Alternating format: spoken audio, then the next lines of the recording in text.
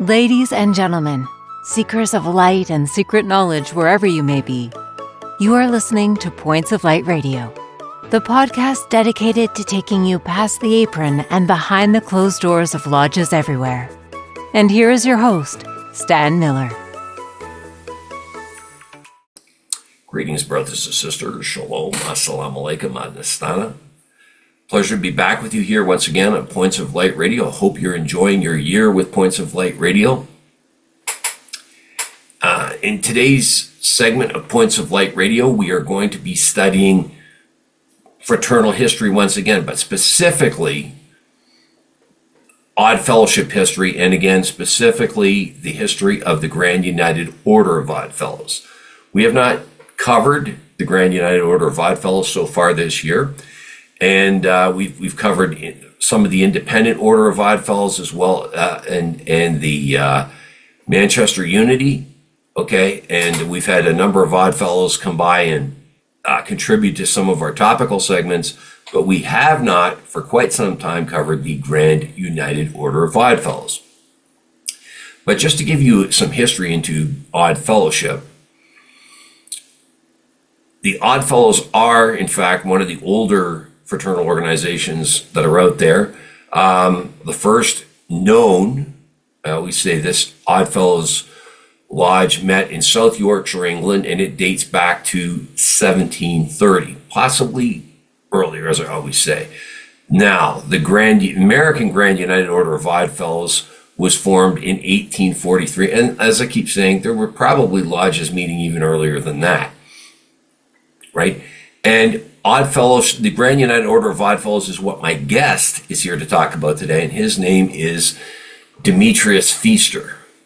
Mr. Feaster is part of the Grand United Order of Oddfellows in the state of Georgia. He's the current District Grand Master, the Deputy District Grand Master, the current Noble Grand, as well as the Vice Grand in that state. He is also the current Assistant Grand Historian and Vice Chair for the Restoration Committee. I wonder what that is, right? I wonder what that is, right?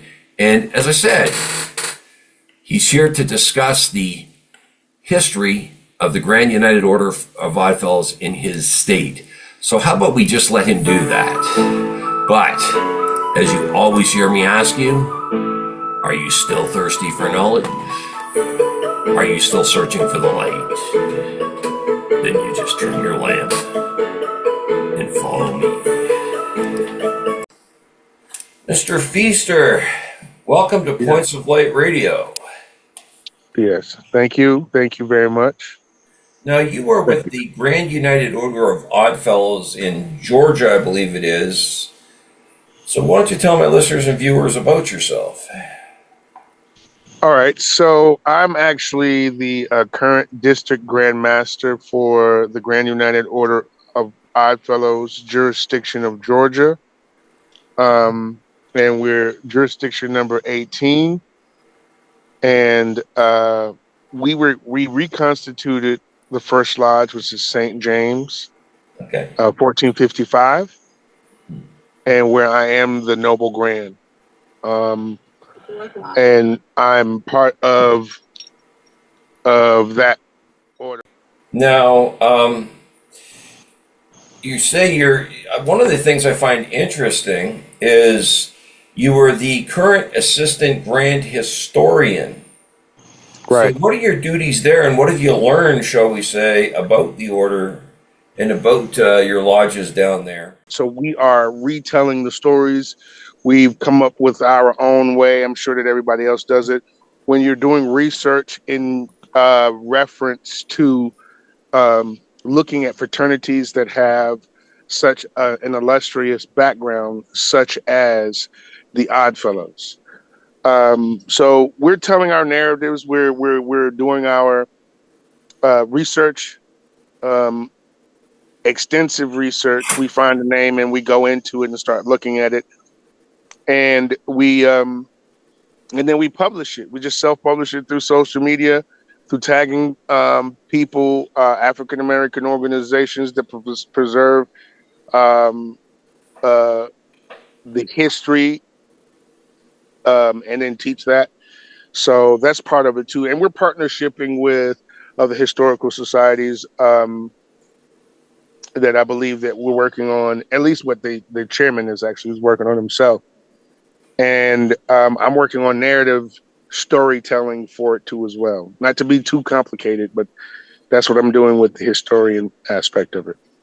Well, what are you learning about it? Are you learning that as you're studying this, what are you learning? Are you learning, shall we say, it has a much larger history, shall we say, than you knew before or that most people know of? So what's really interesting, and I'm going to use Atlanta as what's most important about this conversation. So in Atlanta, there is, just like most Black cities in America, or a lot of them, and we're developing and discovering commonalities within the history of what we're doing.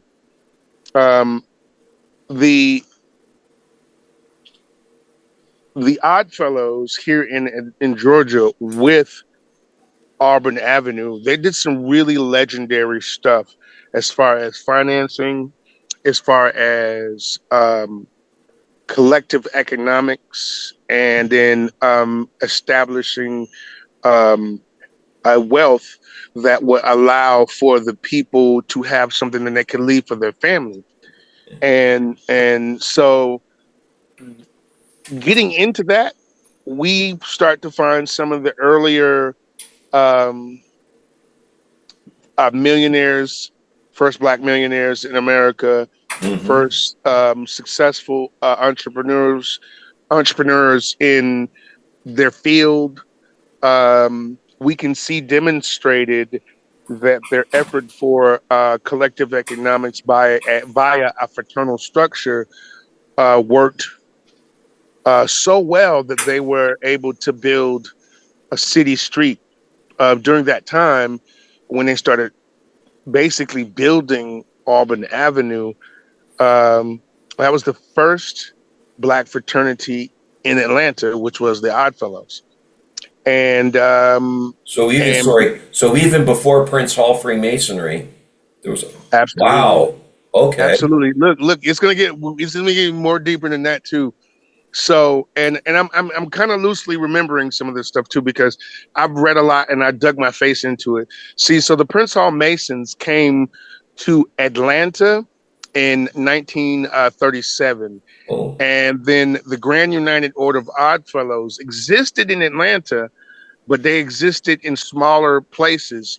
But their footprint, which is the most important thing, just like how the Prince Hall Masons built a building. Well, the Grand United built one that was a city block. Big. Wow. It was like at least 5 or 6 times bigger than the Prince Hall Grand Lodge. It's huge. It still is huge.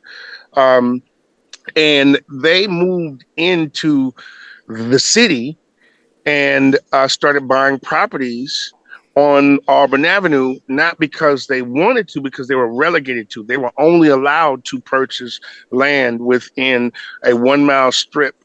And it was before it was even zoned commercial. So a whole bunch of Black people basically got together, bought some land. And before anybody really knew it, I mean, like, this sounds crazy. Before anybody really knew it, there was a Black organization in Atlanta that all of a sudden owned most of Auburn Avenue. And it's because they all use the collective economics of bringing, pooling your money together, and we're all going to go buy that property and then use that property as collateral for this property. So it got really extensive. Like we even see the demise and why the order basically went under. It took a long time, but it did. And like I said, 1937 for Prince Hall, and the Grand United was 1912 and 1914 respectively for their actual Grand Lodge building. But before that, the organization was already here. And there were so many Black people who were already voting in that district where that area was, that the white counterparts or people would come not asking for the vote, but asking for the influence because of the power that they had. And then there was a whole like they had to divide like I know I'm jumping around, but there was even a possible war because when slavery ended in 1865 on paper, um, it was still pockets of people who were still practicing slavery, and around America. And one of the places here was here in America, I mean in Georgia, but it was still it started to spread out. So later towards the end of the 1800s, as the Oddfellows started to grow, the fraternal societies became more prevalent. It became the internet of its time, for at least for Black people, and that's how we communicated. Um, the National Guard. I remember one story about the National Guard, or not the National Guard. The military had to be called in to calm racial tensions because at the time everything was moving so fast, and then we had the first pandemic that we had written, that's been written down in America, basically. And that was the start of the demise of the Grand United here in Georgia, because they are it was a mutual aid, and they leaned way too heavy into insurance. Oh. So if you ever get a chance, and I remember this as a kid, and stop me if I'm talking too much because I do that, because I love the order. If you ever get a chance, you ever want to do some research on to see what an Oddfellow has done. There was a organization called Atlanta Life Insurance. Now these are one of the many businesses that were owned by members of the Grand United. Now, Atlanta Life Insurance was basically the heavy backing and lifting mechanism for the financing of a lot of things. You weren't allowed to get a business loan from a traditional bank because of the color of your skin. So you just go and you would ask the Oddfellows, and being that it's a mutual aid organization, they would find a way. They would either train you. You would have to join, especially if you were going to join and then and then you need a business. Then you would rent inside the building and it just take care of you. It sounds like nepotism because it was. Black people didn't invent it, but they definitely learned it.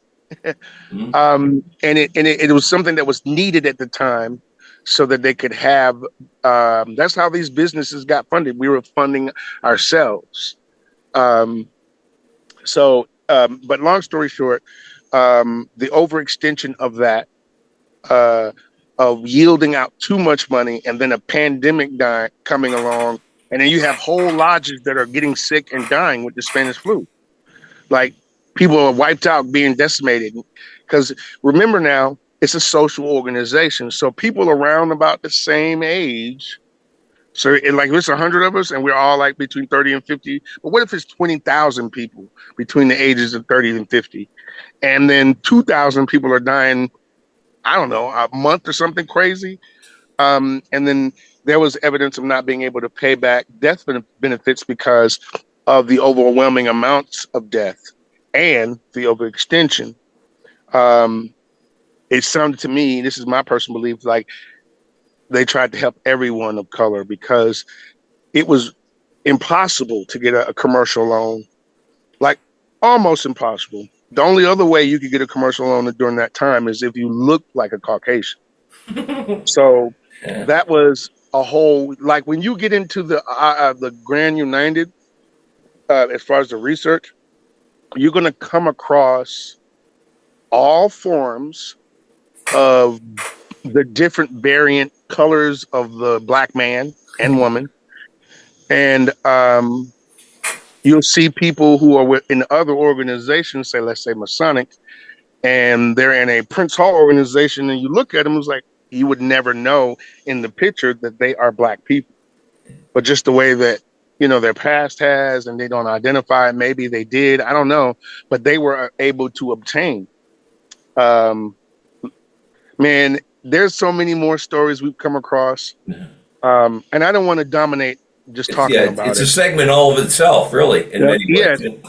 Yes, But just that in itself is fascinating, and good.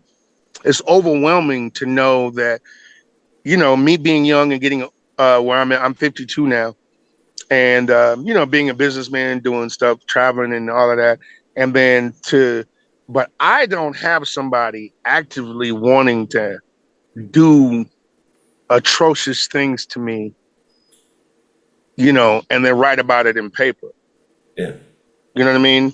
So, but I'm still the same kind of person, which is a businessman. I'm well educated.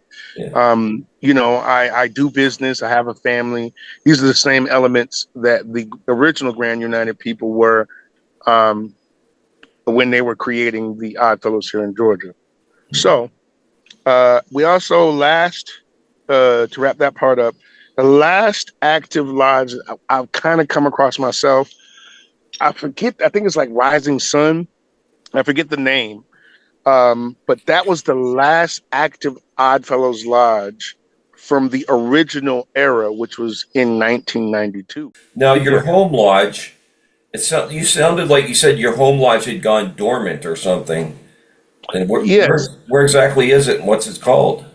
So my home lodge is St. James 1455, right? And when I was talking about dormant, I meant the entire Grand Lodge of Georgia basically fell um, after the first pandemic, and it never fully recovered because they expelled the Grand Master and they expelled the Grand Secretary. And those are the two people who moved the equivalent of millions of dollars and purchased land. They bought properties way out. They bought a bunch of stuff. Money was coming in a lot. So once when, and it felt like it was earlier greed. This is not, maybe the prevention of greed as well as the interference from the nationals at the time. Now, this is the beginning of the 1900s. When there was a pandemic as well as the Great Depression. Yeah. So, you know, everybody was all races. Everyone was doing very bad on this planet because of the Great Depression and that time. So from that, it was a downward spiral until the 90s. So it made it to the 90s and the order died completely. Then St. James, 13 of us got together because one of us knew somebody that knew somebody else who was in the order, and we Googled it. And the irony for me is my grandmother, my mother's mom, gave me, no, she had passed. Her sister, my aunt, gave me her ritual, which is the Household of Ruth. And from that organization. So I, unbeknownst to me, joined the Masons in the 90s thinking I was going to find out what this is, and I never did. So from 97 until 2018, I had a quiet, secret journey that connected me. And we did our research and we found out the first Oddfellows Lodge in Georgia was St. James 1455. And that was founded in 1867, 60, something like that, like right after slavery. So that was very brilliant people who were already lying, basically. I mean, this is the truth. They were already lying about whatever they were because you had to lie as being black. Do you know where he is? No, I don't know where he is. And you know where he is. He's in the basement underneath your house. You're lying. You're lying. So, and that's good. You had to do that. And that was founded. And so that was and it was the biggest lodge. It was the lodge that had the most people coming into it. I think when they first, if I read correctly, when they first founded the first lodge back in the 1800s, it was about 100 people. And then the next report that they came around because it was like a year, and then two more lodges were founded on the same day, and that's activated their Grand Lodge. And but that was like the next year. And so what we did was we founded St. James in 2018 and brought it back. And with the Grand United, it's very easy. It's complicated a little bit, but it's easy. It's easy for me to activate a charter of a lodge that already exists. Why? Than it is for me to get a new number. Why? It's because in all of our lodges have whatever name and a number. And the number is issued from England, right? Oh. So we can't just make up something and just go with it. We actually have to go to the committee of management, make up a number, and they have to talk they have to meet about the number and why we're adding another number to the spectrum of the Oddfellows numbering thing. So if you ever come across a Grand United, those number with the numbers are lower, of course, those are very old numbers. When you get into like the tens, like over 10, like 9 is cool, but like over 10, those are usually like in Africa or in other countries because you could see the time frame when these numbers started coming in. And so I was 1400. So that means we were somewhere in the 1800s.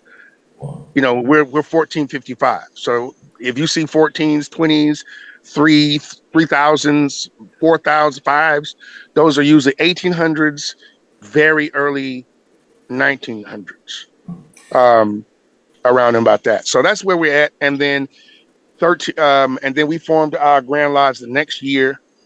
And the Grand Lodge consisted of St. James, Atlanta Lodge, and Pride of Georgia. Wow. And then that was when I was elected. Well, we weren't elected. We were moving pretty rapidly. And so the committee of management allowed us to form everything. They really wanted Georgia back online because when I finally got to meet these older brothers who are the administrators of the Grand Lodge, they were telling us of the glory of the Oddfellows. Now, remember, 92.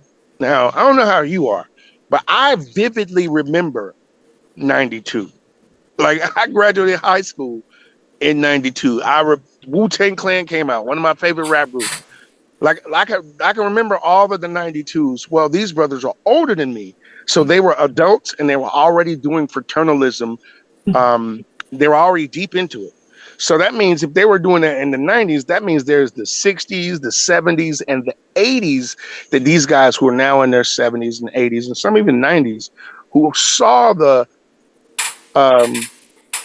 height or it's not even the height because at this time it was still low, but it still was at least 100 lodges, 200 lodges here in Georgia in the 60s, 70s, and 80s.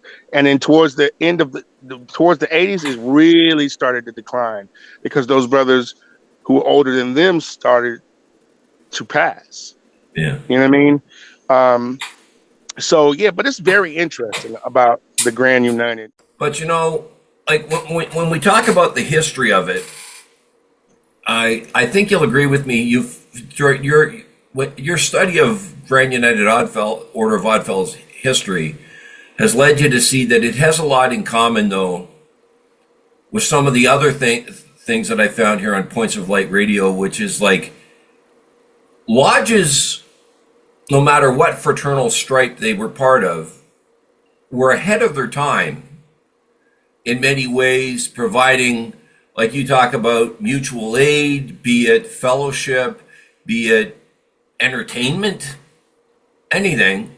They were way ahead of their time before the government really stepped in and started, and of course the entertainment industry started providing these sort of services. Lodges were there, right? Absolutely, 100%. One thing about what's so interesting about the Oddfellows, just in general, whether it's Grand United or Independent or the Manchester Independent, no matter what branch of it was, a lot of that was like its origin was the invention of the insurance industry. Yeah. It was the invention of that. that fraternity is the reason why we have insurance, life insurance, burial insurance. All of that came from people wanting to connect with each other, as well as because we knew that our time on this planet is limited.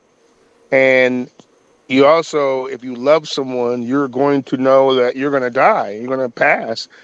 And what better way than to have a group of brothers who can make sure that after you pass, your family is taken care of through an arrangement or whatever you have written out for your will or whatever it is.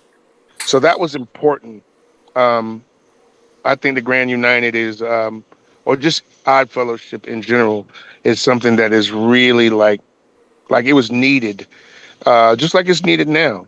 Um, we should be able to cross lines with an organization such as the Oddfellows because it doesn't have the connotations of any particular religion. It Yeah. just requires that you believe in a being. It doesn't even require that you practice a religion. It just requires that you believe in something higher than yourself. Um, and that's man, that in itself is profound. Um, and that's why I like the Oddfellows. Oh yeah. And so what has it done for you personally, though? I'll let you complete your Yeah. thoughts on that. So, like I said earlier, we were um, what I've learned how to deal with people, um, and how to better perfect uh, connecting with people, and then as business too as well. It has also given me an understanding of the pressure necessary I have that I have to necessarily apply when I'm doing business, because the order, had people from before who invented some of the businesses that I'm familiar with. They were both familiar with, and out of a fraternity, not just a need, but just in general, and they invented the business of the Oddfellows fraternalism aspect and approaching that application, that fraternity, and using it as an application for a financial base or a construct. And so it taught me how to do that. Like, all right, well, at the most, and this sounds crazy, but I actually learned the value of collective economics. Like, if I got 100 and you got 100, and we work together, we got 200. It's as simple Yeah. as that. It is as simple as that. If we work together, now we got $200 instead of 100. And you multiply that by 20,000 people, Mhm. then you can really do something, um, special. Yeah, that's amazing. Well, Mr. Feaster, I really appreciate your time tonight. I'd love to have you back and delve more into the history of not just the Grand United Order of Oddfellows, but also some of these other organizations. Absolutely. I really thank you for reaching out to me. I really don't know where to start. First of all, I want to admit that this was part of a much larger interview I did with Demetrius Feaster. I do promise I'll bring you the rest of it at a later date, but I really wanted to get this to you now, right? You know, what did I see in Mr. Feaster?